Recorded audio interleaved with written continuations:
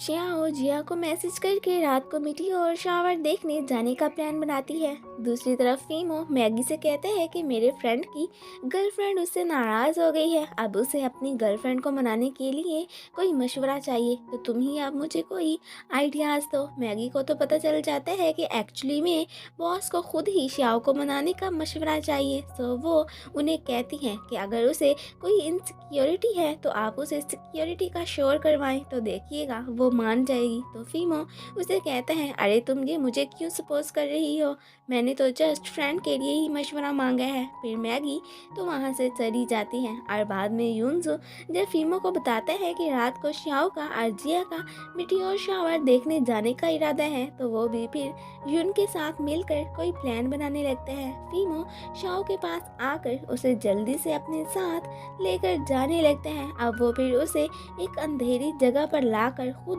थोड़ी देर के लिए साइड पे चला जाता है। अब शाओ को अंधेरे से डर लग ही रहा होता है कि ऊपर से फीमो भी उसे डरा देता है। फिर वो उसका हाथ पकड़कर उसे साइड पे लेकर जाने लगता है, जहाँ पर उसने उसके लिए एक बोट को बहुत ही अच्छा सा डेकोरेट किया होता है। और शाओ तो ये सब देखकर बहुत खुश होती है। जिया भी शाओ को ढूंढ ही रही होती है कि तभी वहाँ यून आ जाता है। वो यहाँ पर उससे सॉरी बोलता है कि कल मैंने बस फीमो को इनकरेज करने के लिए ही वो वर्ड्स बोले थे, प्लीज़ मुझे उस सब के लिए माफ़ कर दो। बट जिया तो अभी भी उससे नाराज़गी ख़त्म नहीं करती और वहाँ से चली जाती है। फीमो शाओ को बता रहा होता है कि उस रात हान बार में बहुत ज़्यादा ड्रंक थी, तो तब मैंने जस्ट उसकी हेल्प की थी, उसके अलावा मेरा उससे कोई रिश्ता नहीं है। खैर शाओ तो अब उससे नाराज़गी ख़त्म कर लेती हैं एंड ये दोनों फिर फायर बलून्स जलाने लगते हैं। शाओ यहाँ पर विश भी मांगती है और फिर फीमो ढके छुपे वर्ड्स में उससे अपना लव भी कन्फेस करता है। अब रात को तो ये दोनों यहीं पर ही सो जाते हैं। फिर नेक्स्ट मॉर्निंग जब उनकी आँख खुलती है तो ये दोनों फिर वहाँ से जाने लगते हैं। फिर फीमो उसे बताता है कि अब बहुत जल्दी तुम्हारी शूटिंग स्टार्ट होने वाली है। तो ये सुनकर श्याओ खुश हो जाती है। फीमो यहाँ पर उसे अब डेली फ़ोटो सेंड करने को कहता है, तो श्याओ भी फिर उसे कहती है ठीक है मैं तो सेंड करूँगी, बट मेरी शर्त है कि तुम्हें भी फिर डेली अपनी फ़ोटो सेंड करनी होगी। तो फीमो फिर उसकी ये शर्त मान ही लेता है। जिया और श्याओ बातें कर ही रही होती हैं कि तभी यून जिया से मिलने आता है, बट श्याओ ये कहकर डोर बंद कर देती है कि जिया घर पर नहीं है। फिर वो उससे पूछती है कि आखिर कब तक तुम यून से छुपती रहोगी। अब इस बात का तो उसे भी पता नहीं होता, बट फिर भी अभी उसे यून के बारे में सोचने के लिए थोड़ा टाइम चाहिए था। फिर हमें इनकी फिल्म की लॉन्च कॉन्फ्रेंस का सीन दिखाया जाता है। अब यहाँ पर मिस्टर ली मीडिया के सामने अनाउंस करते हैं कि हमारी फिल्म की एक्ट्रेस श्याओ ही होगी और फिलहाल वो उन्हें मेल एक्टर के बारे में कुछ नहीं बताता। यहाँ पर फीमो भी अपनी मूवी को लेकर स्पीच देते हैं एंड साथ में वो श्याओ को भी वहाँ पर बुलाता है। तो वो फिर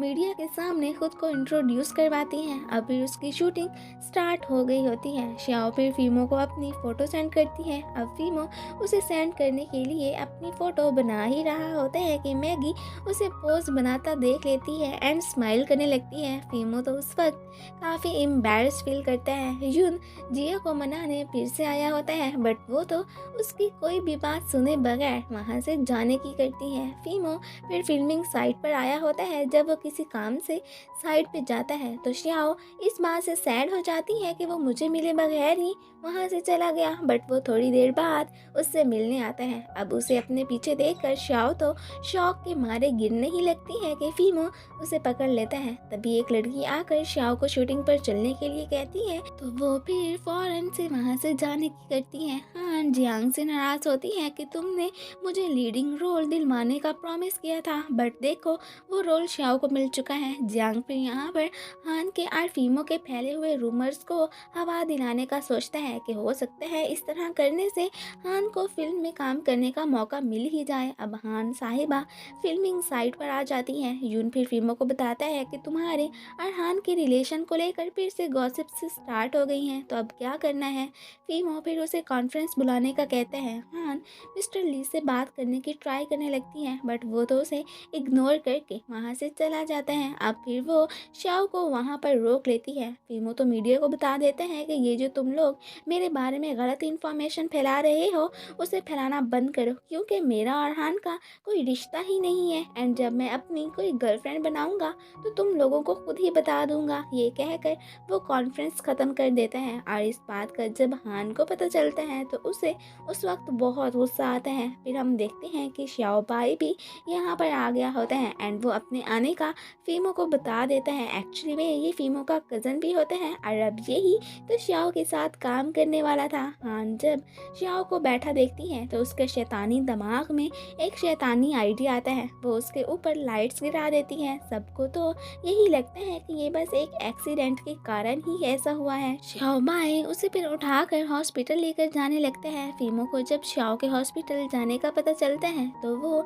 मीटिंग छोड़कर उसके पास जाने लगता है। फिर हम देखते हैं कि वो हॉस्पिटल आ गया होता है। यहाँ पर जिंग को खबर मिलती है कि अब लोग श्याओ और श्याओ बाई को लेकर रूमर्स फैला रहे हैं कि आखिर इन दोनों का रिश्ता क्या है।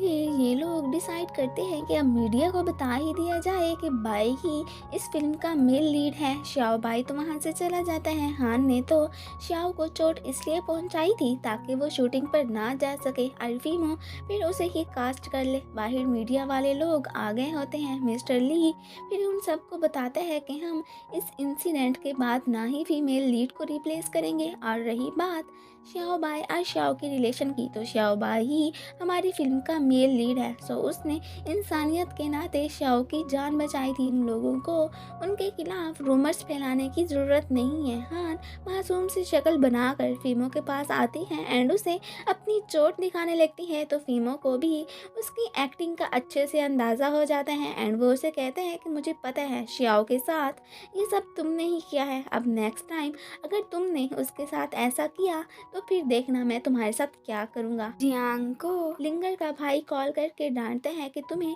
जो भी काम मिला हुआ था तुमने उसे पूरा नहीं किया। हान से भी तुम प्रोजेक्ट साइन नहीं करवा पाए हो। इस बात से जियांग काफ़ी परेशान हो जाता है। मिस्टर ली जिंग से कहते हैं कि देखो फीमो ने श्याओ के लिए खुद को कितना बदल लिया है, मैं भी तुम्हारे लिए खुद को बदलना चाहता हूँ। इससे पहले कि जिंग उसे कुछ कहती, ऊपर से डॉक्टर उन्हें बताता है कि श्याओ को होश आ गया है। तो ये सब फिर उसके पास चले जाते हैं। काई भी अपनी सिस्टर को देखने आया होता है। फिर फीमो जब यहाँ पर आते हैं तो ये लोग फिर वहाँ से चले जाते हैं। श्याओ बाई अपनी आंटी से मिलने आ गया होता है। यहाँ पर मिसेस चेंग उसे बताती हैं कि मैं श्याओ को अपनी बहू बनाना चाहती हूँ, बट मुझे डर है कि फीमो कहीं उसे अपने हाथ से गंवा ही ना बैठे। तो वो फिर यहाँ पर श्याओ बाई के साथ मिलकर इन दोनों को मिलाने के लिए कोई प्लान्स बनाने लगती हैं। फीमो श्याओ के कहने पर उसे सूप पिलाने लगते हैं। अब वो इतना हॉट होता है कि श्याओ का मुंह जल जाता है। वो फिर उसे